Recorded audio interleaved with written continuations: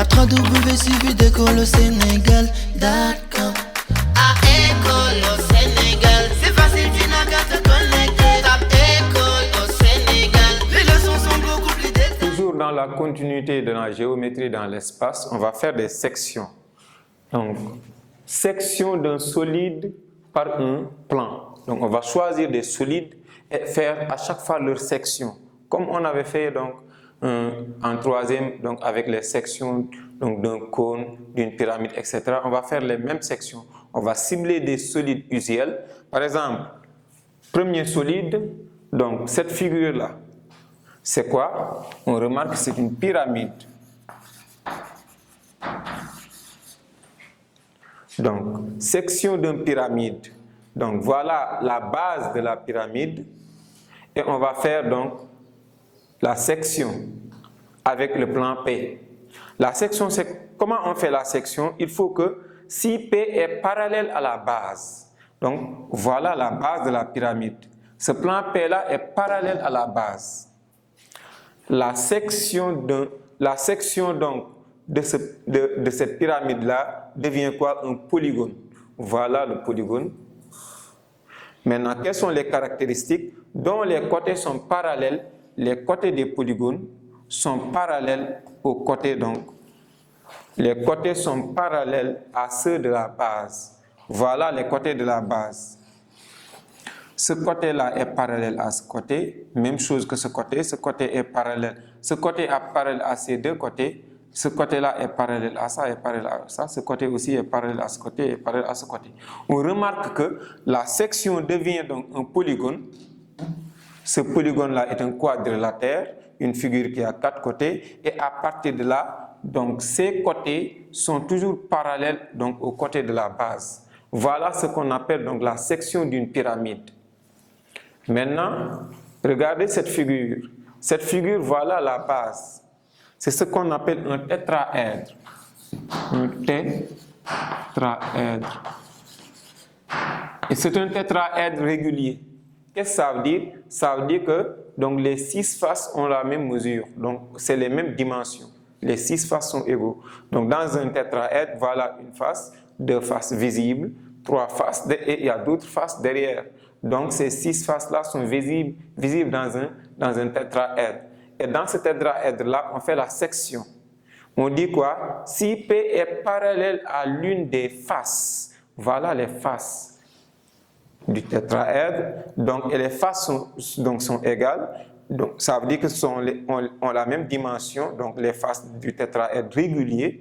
Donc si P est parallèle à l'une des faces, alors la section c'est quoi? La section est un triangle. Voilà la section. Donc si on coupe ça avec un plan P, voilà le plan P. Si on coupe ça avec un plan P, on obtient donc la section devient un triangle. Les caractéristiques dont les côtés sont parallèles donc à celle de la base. Voilà la base, voilà ce côté-là est parallèle à ce côté est parallèle à ce côté et ce côté est parallèle à ce côté. Donc, qu'est-ce que ça veut dire? La section d'un tétraèdre devient un triangle et ce triangle-là, ses côtés sont parallèles à ceux de la base. Maintenant, on va regarder cette figure. Cette figure, quelles sont ses caractéristiques? C'est ce qu'on appelle un pavé droit. Pas pavé droit parce qu'on a des angles droits. Donc on est dans l'espace, mais il faut savoir que ça c'est des angles droits. On forme des angles droits. Donc c'est comme donc, un cube. Mais donc c'est pas la même chose que le cube parce qu'au niveau du cube, les côtés ont la même mesure. Maintenant pour le pavé droit, donc on prolonge les côtés. Comme ça, donc on aura des angles droits, mais les côtés, donc cette face-là et cette face n'ont pas la même mesure. On dit quoi? Pour faire la section, si C est parallèle à une des arêtes, donc à une arête, donc ça veut dire que voilà les arêtes. Donc c'est ce que j'ai parlé, ce que j'ai appelé face. Si on coupe donc ce pavé droit-là, tel que ce plan donc, de la section est parallèle à une arête, la section devient quoi? Un rectangle, voilà. Donc ça c'est un rectangle. On est dans l'espace, mais il faut savoir que c'est un rectangle. Si on a un pavé droit, donc si on coupe ça en 2 parties, on obtient donc un rectangle. Par exemple, une boîte d'allumettes. Si on prend une boîte d'allumettes, on coupe ça en deux, donc au niveau de la section, on a un rectangle. Maintenant, on va passer par donc une autre figure. Voilà une figure où la base est un cercle. C'est comme la pyramide, mais la base est un cercle. C'est ce qu'on appelle un cône de révolution. Un cône de révolution.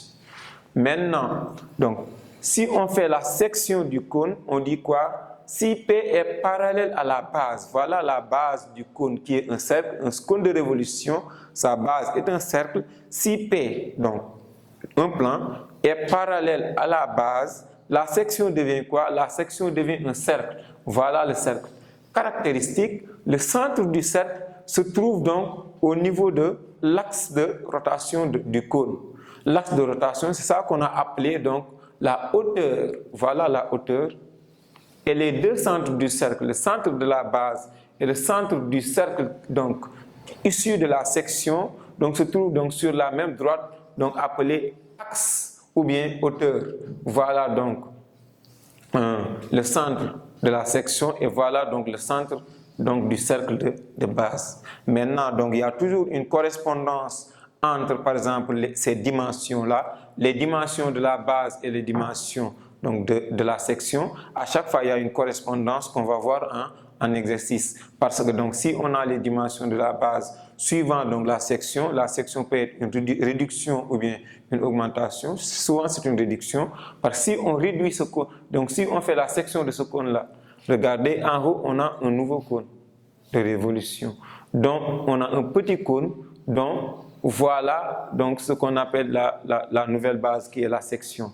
Donc ce cône-là et ce cône est donc le grand cône qu'on avait. Donc le cône de révolution qu'on vient d'obtenir et le grand cône qu'on avait, il y a toujours donc une relation de proportionnalité qu'on va déterminer donc en exercice. Parce que donc si on a ces dimensions R, on peut avoir facilement donc la dimension R' grâce donc à des positions qu'on va considérer et un certain théorème de Thalès qu'on va appliquer et qu'on avait déjà appliqué certainement en troisième.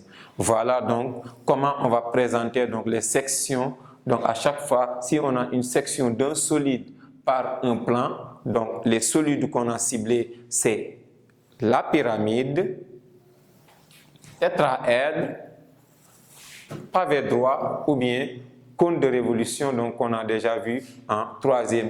Et toutes ces figures, les caractéristiques de toutes les figures, on les avait vues en seconde. C'est pourquoi on l'a appelé complément de géométrie dans l'espace. La leçon s'appelle complément de géométrie dans l'espace. On a vu déjà donc les caractéristiques de ces figures-là en seconde. On a vu donc comment on détermine l'intersection d'un plan, par exemple, et une droite, d'un plan et un plan, etc. Donc tout ça a été vu en seconde S. Maintenant, en première, on va voir maintenant si on fait donc les sections de ces figures-là. Donc, quelle est la résultante de la section? Qu'est-ce qu'on obtient? Donc, par rapport à la figure, si on fait la section donc, avec un plan, donc qu'est-ce qu'on obtient au niveau de la section? C'est ce qu'on vient de présenter. On va continuer le cours en faisant ce qu'on appelle le produit vectoriel. Le produit vectoriel, donc avant de présenter le produit vectoriel, on va d'abord présenter ce qu'on appelle un repère direct et une base directe dans l'espace, bien sûr. Voilà donc. Pour avoir un repère dans l'espace, il faut avoir trois vecteurs unitaires. Le vecteur I, le vecteur J et le vecteur K. Par contre, quand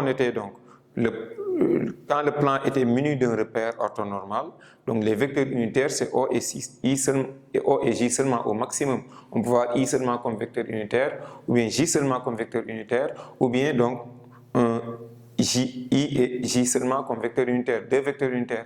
Mais si on se trouve avec trois vecteurs unitaires, à partir de là, on est dans l'espace. Maintenant, comment avoir un repère direct ou d'abord une base directe dans l'espace? Par exemple, voilà donc cette présentation-là. Voilà donc O qui est l'origine du repère, OI représenté par le vecteur I, OJ représenté par le vecteur J et OK représenté par le vecteur petit k. Maintenant, donc, voilà le plan P. Qu'est-ce qu'on remarque? Que le vecteur I et le vecteur J sont dans le même plan. Donc, c'est le vecteur K qui n'est pas dans ce plan-là. Mais dans le plan P, donc on a le vecteur I et le vecteur J sont déjà dans le même plan. Maintenant, donc ça veut dire que si on considère ça ici, l'axe des ordonnées, là l'axe des abscisses, on va ajouter donc un autre axe qui pointe devant, donc qui est dans l'espace, qui est le vecteur K. Maintenant, comment savoir que donc la base IJK est directe? Donc, les physiciens donc, vont utiliser plusieurs méthodes. Il y a ce qu'on appelle le bonhomme d'Ampère. Donc, ici, donc, je vais montrer une autre méthode avant le bonhomme d'Ampère, c'est l'observateur. Si on a un observateur ici, donc j'ai dessiné un œil ici. Si on a un observateur ici, donc qui est donc au niveau donc du vecteur K, qui regarde donc à partir du vecteur K, donc voilà l'observateur qui regarde à partir du vecteur K et qui se pointe au niveau du point O. Si pour cet observateur-là, le vecteur I, donc l'angle IJ est orienté dans le sens direct, l'angle orienté du vecteur IJ est orienté dans le sens trigonométrique, ça veut dire dans le sens direct, donc on a une base directe. Regardez, l'observateur est là qui se pointe au niveau du point O. Donc, pour cet observateur-là, donc l'angle orienté du vecteur IJ est dans le sens trigonométrique, dans le sens direct. Donc, comme ça, donc la base I, J et K est une base directe. Donc, les physiciens vont utiliser le bonhomme d'Ampère en mettant un petit bonhomme ici et en disant quoi? Donc, en raisonnant suivant la main gauche du bonhomme d'Ampère. Mais nous, en mathématiques, à chaque fois, on utilise l'observateur et donc qui se pointe donc à partir du point K et regarder donc le point I. Donc, en regardant le point I, si pour cet observateur-là, donc l'angle orienté du vecteur IJ est dans le sens trigonométrique, donc la base IJK donc, est une base directe. Ainsi, on a un repère donc, direct. Donc, c'est comme ça qu'on va présenter donc, le repère direct. Et n'oubliez pas que donc, ce plan P-là contient donc, les vecteurs I et les vecteurs J. Un plan est noté toujours par 3 points OIJ. Ce plan P, on peut dire aussi c'est le plan OIJ. Donc, c'était donc une chose aussi à signaler, mais c'est comme ça qu'on présente donc un repère et une base directe. Voilà, on va passer par ce qu'on appelle le produit vectoriel. Un produit vectoriel, c'est quoi? Il faut avoir d'abord deux vecteurs. U et V, deux vecteurs de l'espace. On est dans l'espace. Orienté. Dans quelles conditions l'espace est orienté? Si tous les plans de l'espace sont orientés. Maintenant, soit A et B, tel que le vecteur AB égale au vecteur U et le vecteur AC égale au vecteur V. Donc, on pouvait dessiner ça. Donc, on dit quoi? Le produit vectoriel U par V est noté comme ça. U, et donc là, c'est une sorte de V à l'envers. Là, c'est ce qu'on appelle le produit vectoriel de U et V. Donc, on note comme ça. Et défini par W, donc le produit vectoriel de deux vecteurs est un vecteur, qui est égal au vecteur nul si V et U sont collinaires. Donc, qu'est-ce que ça veut dire? Ça veut dire que le produit vectoriel de deux vecteurs collinaires est égal au vecteur nul. Deuxièmement, donc ce produit vectoriel-là donne toujours la base U, V, W dans l'ordre, parce que c'est le produit vectoriel de U, V. Donc la base sera U, V, W qui va représenter une base directe. Qu'est-ce que ça veut dire? Ça veut dire que si on a un vecteur U ici et un vecteur V ici, le produit vectoriel sera un vecteur W ici, qui va donner une base directe U, V, et on a donc ce produit vectoriel sera un vecteur W ici, donc qui va représenter une base directe. On vient de définir ce qu'on appelle une base directe. Et donc, la norme de W, ça veut dire que la résultante du produit vectoriel égale à la norme de U, multipliée par la norme de V, multipliée par le sinus de l'angle A, de l'angle BAC. Donc, c'est l'angle de sommet A, donc formé par les points A, B et C. Conséquence, comme on part du sinus, Le produit vectoriel de U et du vecteur nul donne le vecteur nul. Le produit vectoriel de U multiplié par le vecteur U donne aussi le vecteur nul. Donc ça ne donne pas donc U au carré, mais ça donne le vecteur nul. Le produit vectoriel de V et de U, c'est l'opposé, donc c'est égal à moins U produit vectoriel V. Donc à partir de là, on dit que le produit vectoriel, donc là, on n'a pas appliqué la commutativité, on va parler de ce qu'on appelle antisymétrie. Donc on dit que le produit vectoriel est antisymétrique. Antisymétrique. Donc il ne faut pas dire que le produit vectoriel de IJ, c'est le produit vectoriel de JI. Le produit vectoriel de IJ, c'est moins le produit vectoriel de JI. On dit que le produit vectoriel est antisymétrique. Voilà maintenant comment on présente donc le produit vectoriel, donc qui se trouve être donc la dernière partie du cours du complément de géométrie dans l'espace. Maintenant, on va terminer par un exercice. Sénégal